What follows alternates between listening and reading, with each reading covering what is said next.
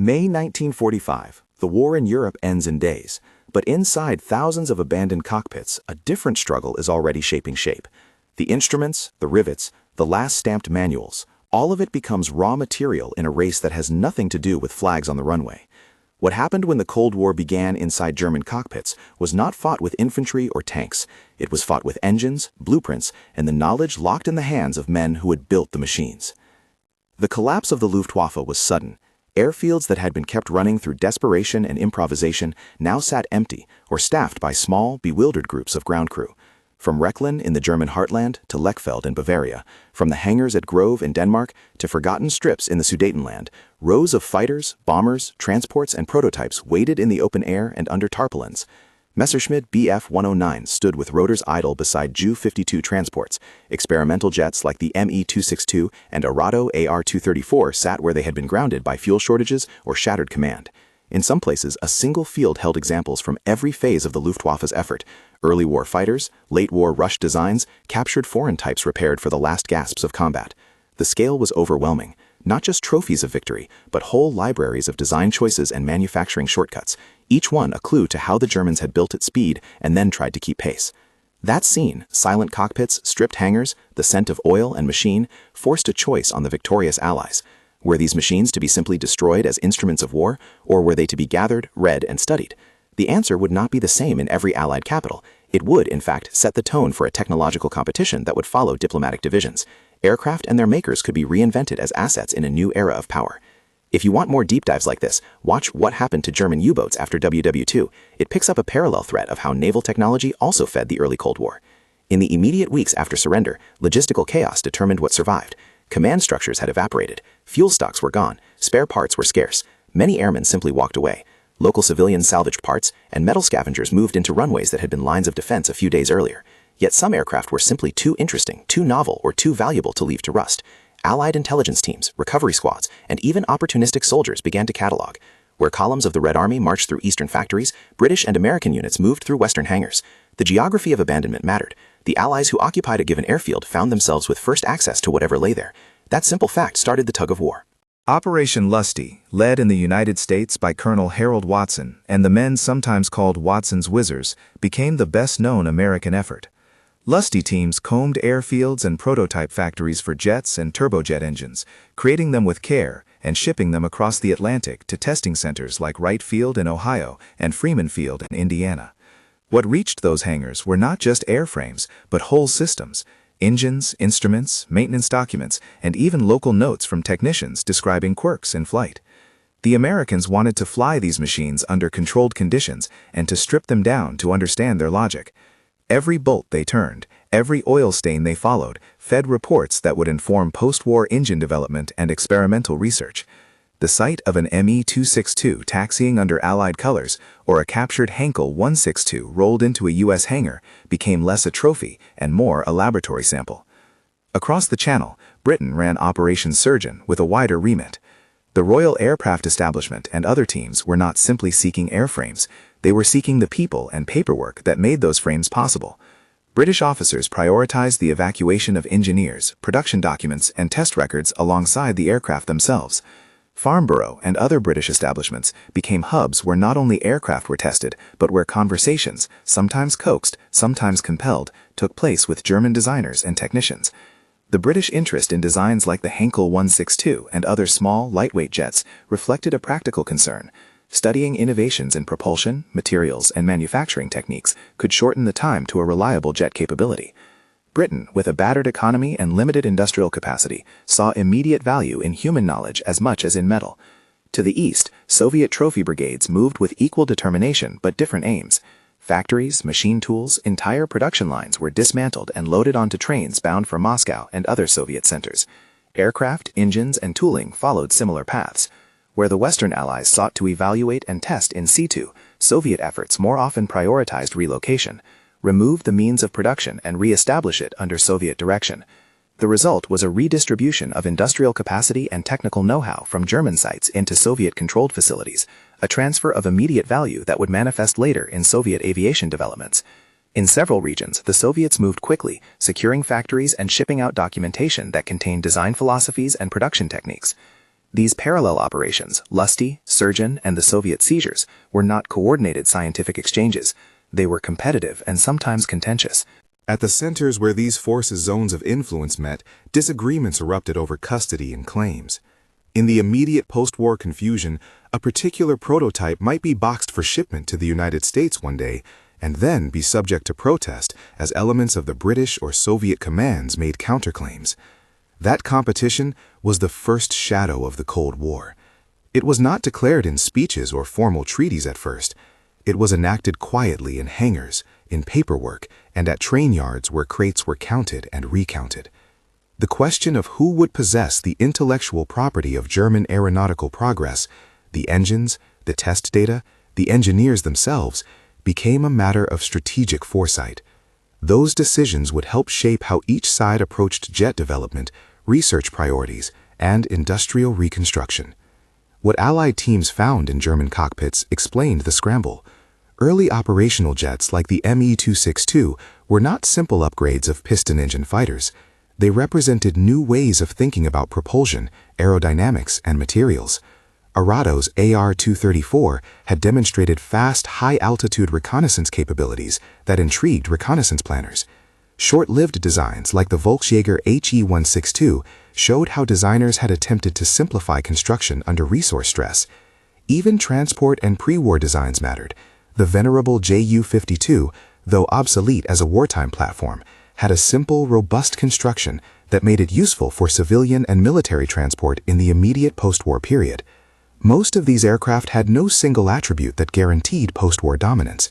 Rather, each provided specific technical lessons on turbine behavior, on high-speed stability, on production shortcuts that could be assimilated into future programs.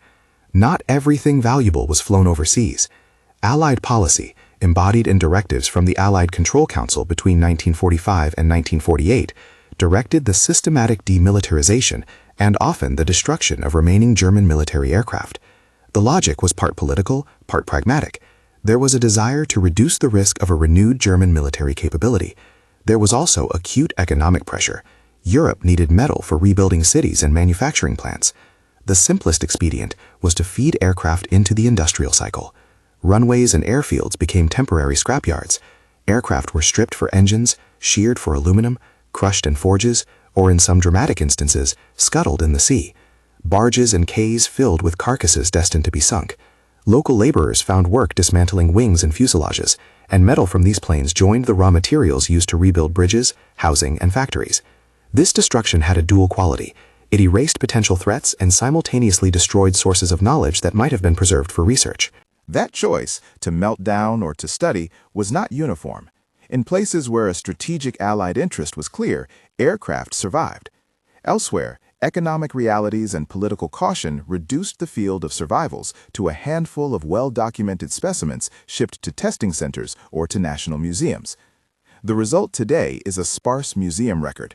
A few Me-262s, a couple of R-234s, and some restored Bf-109 airframes remain in collections, but the majority of Luftwaffe machinery disappeared between 1945 and 1948. A smaller number of German designs found second lives in foreign service. Czechoslovakia, working quickly in the immediate post-war year, produced the Avia S-199, a derivative of the Bf-109, and it served in varied roles, even in the air forces of newly formed states where aircraft were needed now, irrespective of pedigree. Spain, isolated from many of the post-war aid flows to Western Europe, produced the HA-1112, civilian and military versions of older German airframes adapted to new engines and uses. Those Spanish aircraft went on to find work in the film industry in later decades because they could convincingly stand in for wartime German planes. Norway and other countries briefly used captured Bf-109s and transport types until more modern jets or Lend-Lease aircraft became available. The Ju-52, with its low-speed stability and heavy lift capacity, was converted for civilian transport in some pockets of Europe, where short, rugged airfields demanded a forgiving aircraft. These second lives were practical and ephemeral. By the mid-1950s, most of these once useful conversions had been retired in favor of new designs and the jet age proper.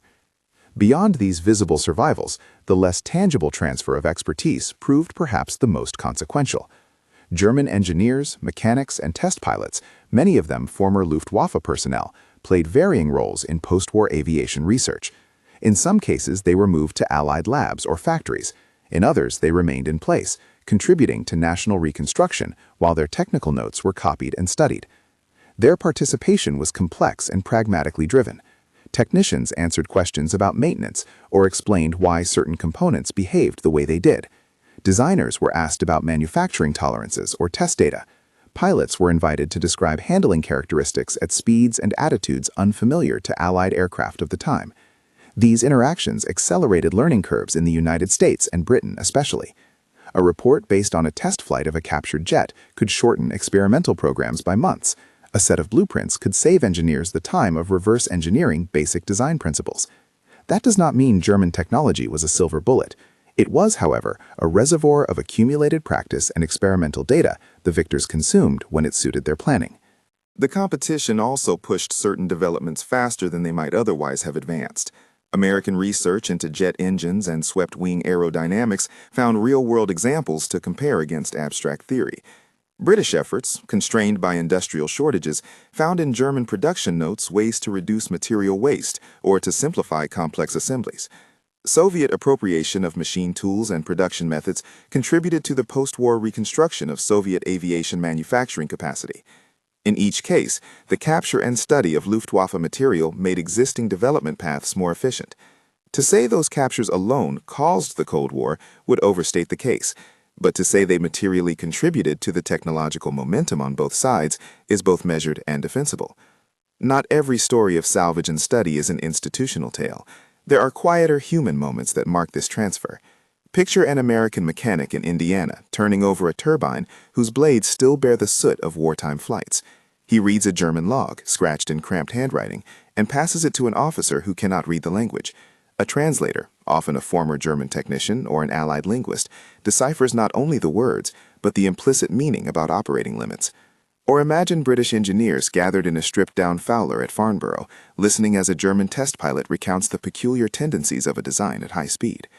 These were not gestures of gratitude or betrayal, but transactions of technical truth, practical and often professional, exchanged between people who had been enemies days before.